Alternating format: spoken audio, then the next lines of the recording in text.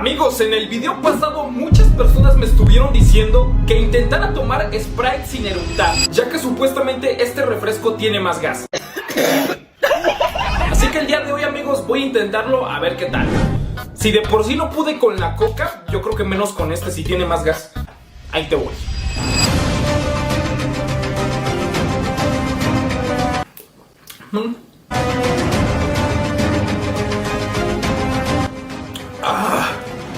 Fuck.